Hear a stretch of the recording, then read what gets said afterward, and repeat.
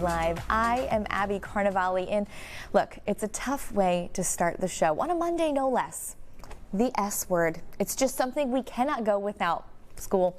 Families are getting their students back into the swing of things, and here to make it smooth is, of course, Wendy Bradley from Creative Arts Therapy of Connecticut. Wendy, it's always great to have you back in the studio. This is such a process for so many families. How can we make it easier for the kiddos?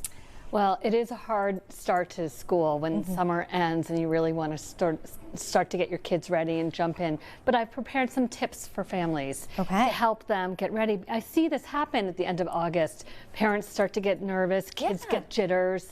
So there's a few simple things that I always suggest to families. Okay, so you just kind of mentioned that right there. Parents get nervous, kids are getting jitters. How much can they read our energy? Oh, that's such an important question. They take cues from us all the time. Little ones, teenagers, we take cues from one another. So if the parent can say a little bit more regulated or stable or a little bit more calm, then the kids might benefit from that as well. Not to put all the pressure on the mom and dad, but take some time for yourself in the mornings, I always say to the parents before the first day of school, so that you feel a little bit more calm. You feel like you know where the lunch bags are, the backpacks, the car keys, your phone, everything you might need.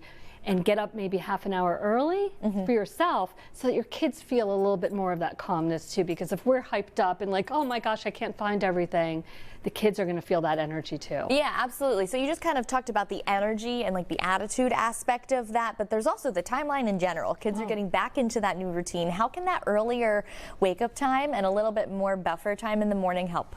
So if kids are waking up at 6 o'clock to get ready for school and they have to hop on the school bus or get on the carpool line, I always say, and they're going to bed at like 10 o'clock, you know, and they're in elementary or even middle school. I recommend to parents right now, or maybe even in the next coming days, back up their bedtime just by 10 minutes every few days.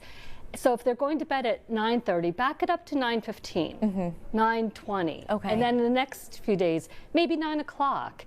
And that way they're getting the sleep, because children need a lot of sleep for their brain development. Teenagers need even more sleep for their brain development. Which is crazy thinking about how early they go into school. It's really early. Yeah, absolutely. But one thing that my school did when I was a kid that I always really loved, it was called back to school night, and it was so much fun. We got to go and I got to see my new classroom and see my new desk and meet my new teacher. How much does seeing the space ahead of time really help?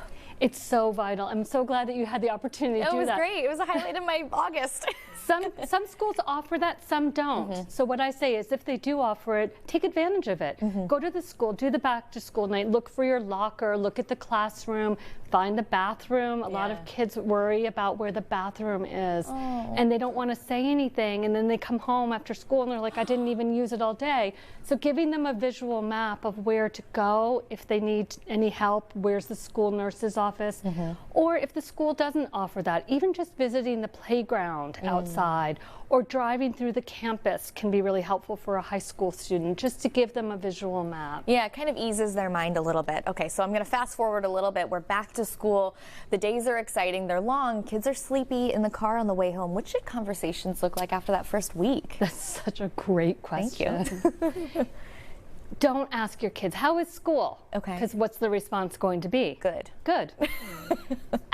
Let them have a moment where they can be quiet or they can be hungry, and then maybe go into it maybe in the afternoon at snack time or dinner time, because I know that parents are dying to know, what was it like? Were you okay? Did you find? Say to them, who'd you sit with at lunch today? Fun. What class did you love the most? What was your special that you really got to love? Did they get to go to art or PE or music? What book did you check out at library time? Ask them questions with open-ended answers, because they're going to say it was good. If you ask how his school was. There we go. You know what's always good? Chatting with Wendy. Thank you so much. It's always so much more, too. All right, Wendy, thank you for making life a little bit easier for a lot of the parents out there. Thanks for having me. I hope everybody has a great start to school. Happy first day of school very soon. All right.